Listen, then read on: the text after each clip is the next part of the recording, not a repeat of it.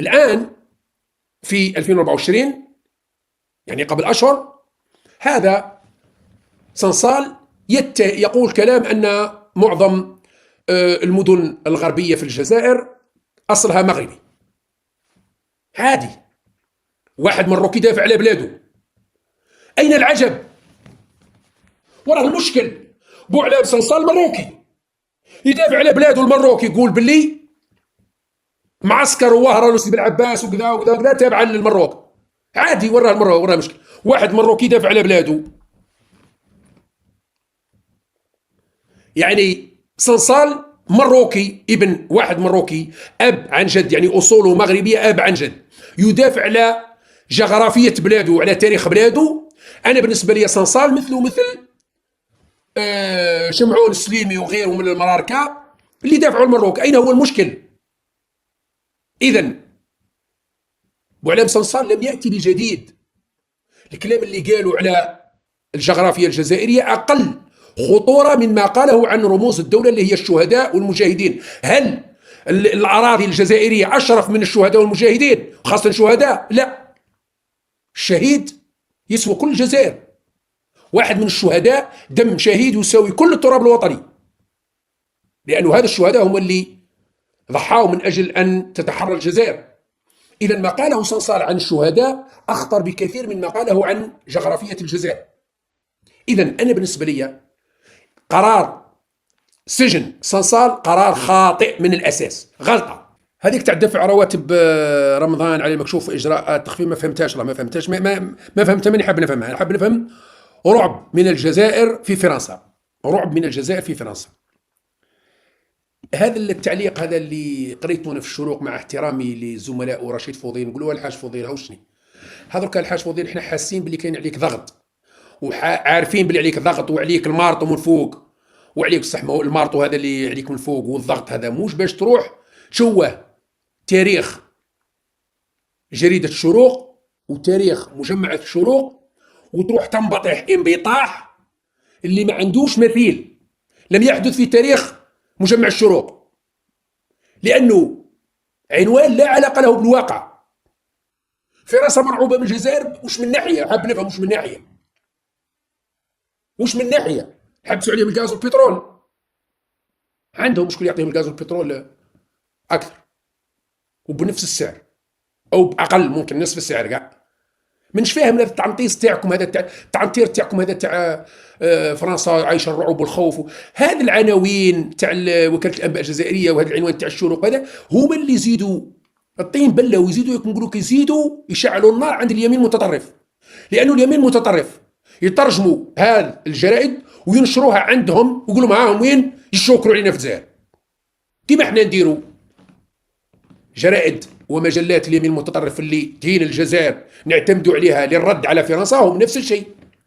إذا رانا وقعنا في لعبهم، رانا وقعنا في لعبهم، طحنا في اللعبة نتاعهم اللي هي صب الزيت على النار، اللي قلنا لكم يا ناس ليس من مصلحتنا، ليس من مصلحتنا صب الزيت على النار في الظروف الحالية، ليس من مصلحتنا صب الزيت على النار في الظروف الحالية يا ناس، لأنه ليس كل صناع القرار في فرنسا متفقين على هذا التصعيد، وكذلك الأمر في الجزائر، ليس كل صناع القرار في الجزائر متفقين على هذا التصعيد، بل هناك طرف في الجزائر وطرف في فرنسا. هذين الطرفين أو هاتين الكتلتين هم المستفيدين من هذا التصعيد ومن هذا التأجيج ومن هذه المشاكل.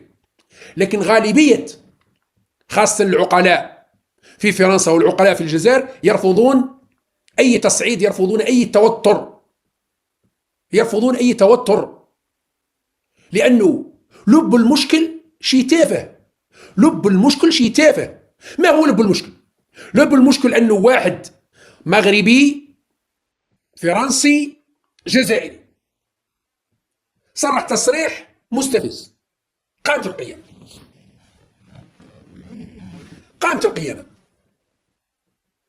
هذا المغربي المروكي الفرنسي الجزائري، أو بالأحرى نقولوا المروكي الجزائري فرنسي، لأننا نمشوا بالترتيب بالجنسية الأصلية. اللي هو بوعلام صنصال. بوعلام صنصال مروكي الأصل، مغربي بويو مروكي، جاء استقر في ثنية الحد ولاية السمسيلت وعاش في ثنية الحد. ولد هذا بوعلام صنصال من آب مغربي مروكي، تحصل على الجنسية الجزائرية بحكم المولد، وفي قبل طبعا الجنسية كانت شوية سهلة، ثم تحصل على الجنسية الفرنسية قبل أشهر. إذا يحمل الجنسية المغربية أولا، ثم الجزائرية، ثم الفرنسية. ويكتب طوال حياته حتى لما كان يشتغل في وزارة الصناعة كإطار سامي في وزارة الصناعة، كتاباته رواياته كلها تمجد الاستعمار الفرنسي وتقدح الجزائر. كتاباته كلها، اللي قراوا كتاباته، لأنه ما قريتش كتاباته بصراحة، لكن اللي قراوا خبروني قال لي من بكري سير من بكري توجهه ضد الوطنية الجزائرية وضد المجاهدين، ضد الشهداء، ضد جيش التحرير، ضد جيش الشعبي الوطني، ضد مؤسسات الدولة. كتاباته رواياته كلها حتى وفيها تلميح يعني، وفيها شوية هاك شوية هاك، ولكنها في معظمها أو في مجملها تصب في مصلحة الاستعمار فترة إلى أخرى. نبدأ مثل ما قلت من الخبر الأهم اللي اليوم الدولة كثير من وسائل الإعلام على لسان أو على صفحة وكالة الأنباء الجزائرية. نقرأ أن رئيس الجمهورية السيد عبد المجيد تبون يقرر عدم المشاركة شخصيا في القمة العربية الطارئة. الجزائر: علمت وكالة الأنباء الجزائرية من مصدر مطلع. علمت وكالة الأنباء الجزائرية من مصدر مطلع. نعود نقرأ هذه الجملة مهمة جدا.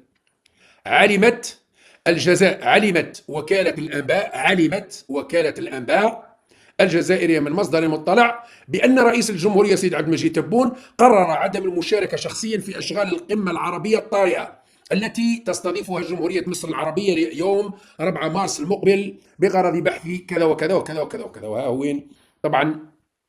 وقد كلف السيد رئيس الجمهورية وزير الخارجية أحمد عطاف بتمثيل الجزائر في القمة. أوكي، هذا هو الصوغ الراشي اللي وصلنا ليه، اللعب الخامج اللي وصلنا ليه. ما هو؟ رئيس الجمهورية عبد المجيد تبون قرر ما يشاركش في القمة المزمع عقدها بعد غد بالقاهرة 4 مارس. قبل ما نشوفوا لماذا قرر الرئيس تبون عدم المشاركة شخصيا، اوكي، نشوفوا الجملة تاع وكالة الأنباء الجزائرية اللي هي وكالة الأنباء وش تقول. نعاود نشوفوها. علمت وكالة الأنباء الجزائرية من مصدر مطلع. علاش نقول لكم أنا زريبة الإعلام هذه مش رايحين نخرجوا منها. علمت، نقدروا نقولوا علمت جريدة كذا مستقلة خاصة، علم الموقع الإلكتروني، علمت وكالة الأنباء الروسية، وكالة الأنباء الفرنسية، وكالة الأنباء الإيرانية، التركية، الهندوسية، البلغارية، علمت تصلح. لكن وكالة الأنباء الجزائرية ما نقولوش علمت. لماذا؟ لأن وكالة الأنباء الجزائرية هي الدولة، هي الرئاسة، هي الحكومة، هي الوزارة، وهي الناطق الرسمي باسم الدولة الجزائرية. يعني وكالة الأنباء الجزائرية هي مديرية الإعلام في رئاسة الجمهورية. ما نقولوش علمت مديرية الإعلام في رئاسة الجمهورية أو علم وزير الإعلام أن الرئيس قرر. ما نقولوش علم، لأن وكالة الأنباء الجزائرية هي وزارة الاتصال وهي مديرية الإعلام في رئاسة الجمهورية. لا يعقل، ما تدخلش في العقل أن نقول وكالة الأنباء علمت. هذه اللي نقولوا علمت هي وكالات أنباء أجنبية أو مواقع إلكترونية خاصة أو جرائد خاصة. أما الوسائل الرسمية، وسائل الإعلام العمومية الرسمية اللي هي الإذاعة، التلفزيون، وكالة الأنباء، الجرائد العمومية اللي هي الشعب، المساء، المجاهد، لوريزون، النصر والجمهورية، هذو ما يقولوش علمت، لأنهم هم اللي صنعوا الحدث، لأنهم هم الرئيس والدولة. ما نقولوش علمت، نقولوا قرر رئيس الجمهورية عدم المشاركة. لا يصح أن تكتب هذه الجملة علمت وكالة الأنباء عيب. يعني في الحالة هذه تولي وكالة الأنباء الجزائرية راديو تروطوار. سمعنا راهم يقولوا قال راهم يقولوا الرئيس راهو قرر ما يروحش، هذه قال راديو تروطوار. يعني بن زديرة كعرار يقول علمنا من مصادر، لأنه ما على بالوش، هو موش عايش في قصر الرئاسة ولا عايش في وكالة الأنباء. يا عباد ربي أنا بن زديرة ما نقولش علمنا من مصادر، نقول متأكد من تبون ما يروح. عيب عليكم. وكالة الأنباء الجزائرية تقول علمت، يعني وكالة الأنباء الجزائرية ولات راديو تروطوار، ولات راديو تروطوار تاع قال رانا سمعنا وراهم يقولوا راه قال. هذه الجملة لا تليق بوكالة الأنباء الجزائرية العريقة التي أسسها رجال الدولة واشتغل فيها رجال الدولة لتصبح في آخر الزمان زريبة إعلام. هذه بالنسبة لوكالة الأنباء الجزائرية. بالنسبة للرئيس عبد المجيد تبون، مش منطقي أنه الرئيس قرر ما يروحش بصفته الشخصية. يا أخوي أنا ما أروحش، صح الدولة تبعث واحد، أنت هو الدولة، رئيس الجمهورية هو الدولة، أنت ممثل الدولة. إذا كان أنت زعفان يا سي تبون وقررت عدم المشاركة شخصيا، كان من الأجدر بك وكان من الأصح أن تقاطع القمة نهائيا، ما تروح لأنت لا عطاك واحد ما يروح. إذا كان شعرت بالإهانة وشعرت يعني بالتحييد وشعرت بعدم إشراكك في اتخاذ القرارات وراك زعفان، ما عرضوكش للعرس. إذا كان يا سي تبون ما عرضوكش للعرس وما كبروش بيك من بين كبار القوم في الجماعة، ما تبعثش ابنك والله نسيبك ولا خالك، ما تروحش كاع، ما نبعث كاع العائلة تاعي الزريعة تاع الجزائر كاع ما تروحش. هذا هو المنطق. لأنه كاين فرق ما بين أن الرئيس يعتذر لأسباب صحية أو أسباب بروتوكولية، قال عنده ارتباطات لأنه عنده زيارة رسمية إلى مكان أو عنده ضيف مهم رايح يزوره أو عنده ارتباطات شخصية أو أسباب صحية، ظروفه الصحية لا تسمح له بالمشاركة. معليش، يبعث وزير الخارجية، يبعث حتى وزير الشؤون الاجتماعية، ما يهمش. لكن انك تشرح تقول بلي انا زعفان ما نروحش، انا راني زعفان تبو راني زعفان ما نروحش، انا ما نحضرش، بصح نبعثكم وزير الخارجية، مش منطقي. لانك اذا كان كنت زعفان، انت راس الدولة، انت هرم السلطة، انت الدولة، انت هو الدولة، انت هو ممثل الدولة الجزائرية، رئيس الجمهورية الجزائرية. اذا كان انت يا سي تبون زعفان وغاضب لانه تم تهميشك وتم تحييدك من قيادة القمة العربية ولم تعد الجزائر لاعب أساسي في القمة العربية، وهذا شيء واضح والآن نتكلم عليه، إذن كان من المفروض عدم المشاركة نهائيا، المقاطعة. وهذا الكلام يا سيد تبون قلناه قبل القمة العربية في الجزائر تاع نوفمبر 22، وما زلنا نقول هذا الكلام. القمة العربية لم تعد تنفع الجزائر، ما عندنا حتى فايدة في قسم العرب هذا، ما عندناش فايدة معاهم. الجزائر ولات خضرة في الطعام. الاشتراك نتاعنا اللي نشتركوا فيه نخلصوا هذيك 10 ملايين و 20 مليون دولار اللي ندفعوها الجامعة العربية، شعبنا الجزائري أولى بها. المساعدات اللي نقدموها الاشتراك يا إما نتقدموا بها صدقة لوجه الله لدول إفريقيا، نمدوها الدول الإفريقية الفقيرة، أو نمدوها الشعب الجزائري هو أولى بها. الجامعة العربية لم تعد تنفع الجزائر في شيء.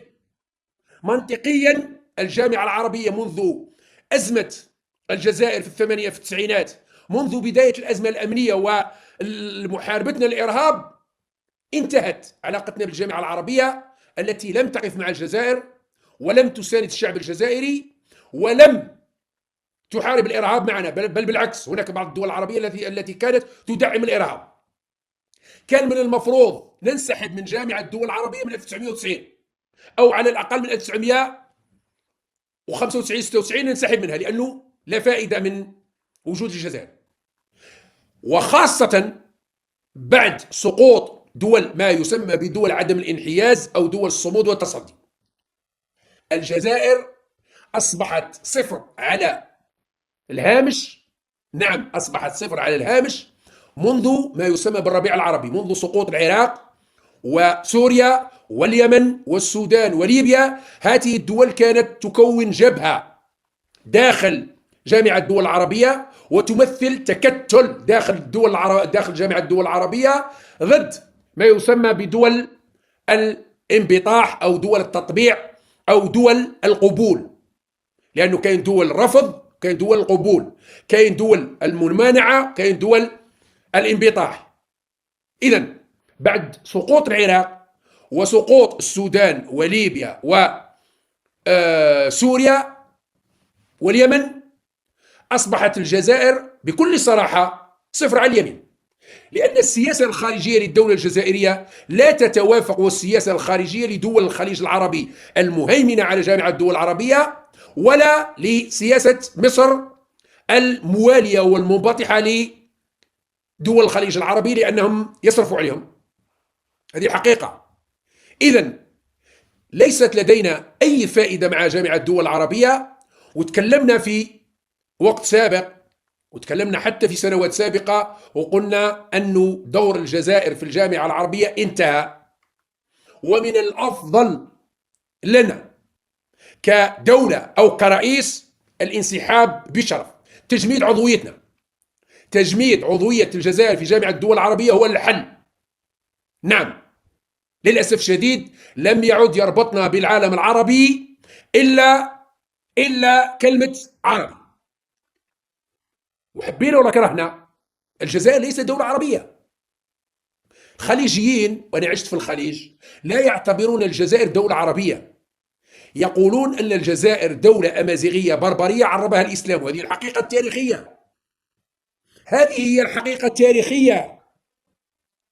لا يعتبروننا دولة عربية، لا يعتبرون دولة عربية، ولا يشاركوننا في همومهم وفي مشاكلهم وفي طبخاتهم التي تخدم الكيان الصهيوني وتخدم اللوبي الأمريكي. هذه الحقيقة.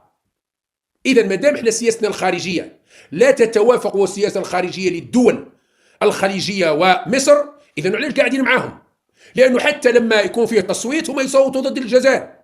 الآن لا توجد ليبيا، لا توجد سوريا، لا توجد العراق، لا توجد السودان، لا توجد اليمن، يعني الوجود الفعلي.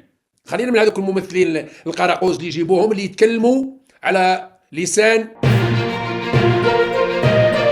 وفي النهاية نحن في قناتنا نؤمن بأن المعرفة ليست مجرد معلومة تنقل، بل هي عملية تفاعلية يجب أن تشمل جميع أطراف الحوار. إذا كان هذا الموضوع قد أثار اهتمامكم وأدى إلى فتح أفق تفكيركم بشكل أعمق، فإننا نحثكم على الاشتراك في القناة لتكونوا جزءا من هذا الحوار المستمر. نحن نلتزم بتقديم محتوى أكاديمي يعتمد على أسس بحثية قوية ويهدف إلى تعزيز المعرفة والمساهمة في بناء فكر نقدي قادر على التفاعل مع مختلف القضايا. إن الاشتراك في القناة سيتيح لكم الحصول على آخر المستجدات الأكاديمية والتحليلات المتعمقة التي تواكب التطورات السريعة في مجالات متعددة في عالمنا الذي يتسم بالتغيرات المتلاحقة. من المهم أن نكون دائما على اطلاع بما يجري حولنا من خلال مصادر موثوقة، وهو ما نسعى إلى تحقيقه من خلال قناتنا. لذا فإن تفاعلكم ومتابعتكم المستمرة ليست مجرد فعل تقني، بل هو جزء من التزامكم بالمساهمة في تعزيز الثقافة الأكاديمية والفكر النقدي الذي نحرص على نشره. نحن لا نهدف إلى تقديم محتوى سطحي أو مؤقت، بل إلى بناء مجتمع فكري مستمر للبحث والاستكشاف. من خلال دعمكم لنا نحن قادرون على تقديم المزيد من المحتوى الذي يعكس عمق المواضيع المطروحة ويدعوكم إلى التفكير بطرق جديدة وأعمق. شكرا لكم على وقتكم واهتمامكم، ونحن نتطلع إلى تقديم المزيد من الحلقات القيمة التي أتمنى أن تكون إضافة حقيقية